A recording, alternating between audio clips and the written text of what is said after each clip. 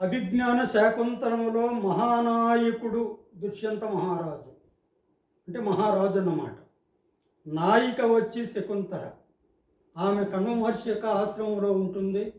కణ్వ మహర్షి యొక్క ఆశ్రమానికి వేట నిమిత్తమై వెళ్ళినప్పుడు ఆమెను చూస్తాడు. ఆమె యొక్క రూపలావణ్యాలకు ముగ్ధుడవుతాడు. మరి ఒకనాడు విదూషకుణ్ణి ఆ ప్రదేశానికి తీసుకుని వెళుతాడు. నువ్వు శకుంతలను చూడలేదు, చాలా అందగత్తె అంటాడు. అంత అందగత్తె ఉన్నదా? మరి లోకంలో ఎక్కడైనా ఆశ్రమాల్లో ఉండేటటువంటి ఈ తాపస్వి కన్యక పైన మహారాజుల యొక్క మనస్సులు పోతాయా? పోకూడదు కదా. అంటే అప్పుడు ఆమె యొక్క పుట్టు పూర్వోత్తరాలన్నీ కూడా చెబుతాడు.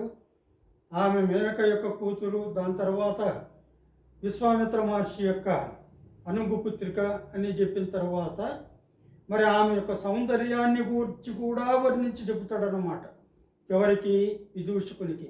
ఒక అద్భుతమైనటువంటి శ్లోకం అది. అనాగ్రాతం పుష్పం కిసలయమలూనం కరరుహై అనాముక్తం రత్నం మధు నవమనాస్వాదితరసం అఖండం పుణ్యానాం ఫలమివ తద్రూపమనఘం నజానే భోక్తారం కమిహ సముపస్థాస్యతి భువి.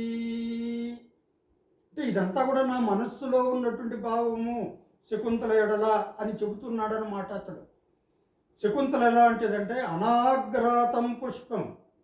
పుష్పము మరి పుష్పం ఇచ్చినంత సువాసన ఏది ఇవ్వదు. పుష్పాల నుండే ఈ సువాసన ద్రవ్యాలన్నీ కూడా తయారు చేయబడతాయి. కాకపోతే ఈ శకుంతల అనాగ్రాతం పుష్పం, ఆగ్రాణింపబడినటువంటి పుష్పం, అంటే వాసన చూడబడినటువంటి పుష్పం అన్నమాట. అంటే స్వచ్ఛమైనటువంటిది అని చెప్పడం. కిసలయం అలూనం కరరుహై. కిసలయం అంటే ఏమిటంటే చిగురుటాకు. అది రాగి వర్ణంలో మెరుస్తూ ఉంటుందన్నమాట. అలాంటి కిసలయం లాంటిది శకుంతల. కరరుహై అలూనం. కరరుహం అంటే గోరు. ఆ గోళ్ళ చేత అలూనం అంటే గెల్లబడినటువంటి చిగురుటాకు అన్నమాట. అనాముక్తం రత్నం. శకుంతల ఒక రత్నం లాంటిది. ఎలాంటి రత్నము? ఆముక్తం అంటే తాకబడినటువంటి, అనాముక్తం అంటే తాకబడనటువంటి రత్నం. రత్నాన్ని తాకితే చేతిలో ఉన్నటువంటి మాలిన్యం కాస్త రత్నానికి అంటుకుంటుంది, కొంచెం మలినంగా కనబడుతుంది. కానీ ఈ ఎవరి చేత కూడా తాకబడినటువంటి రత్నం అన్నమాట ఈ శకుంతల.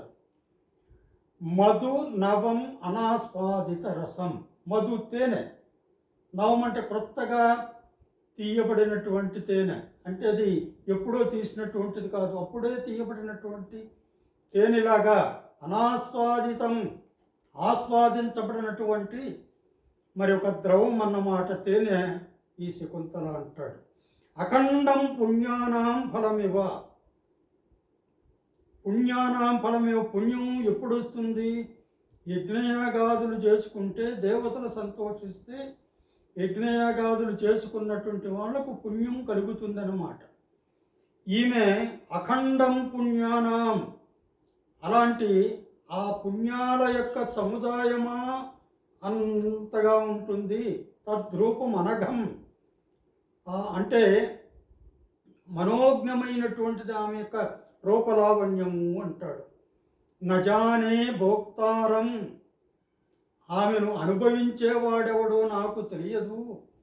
కమిహ సముపస్థాస్యతి భువి.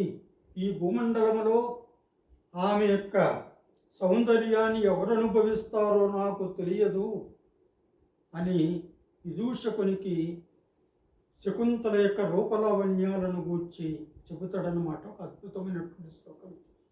ఓం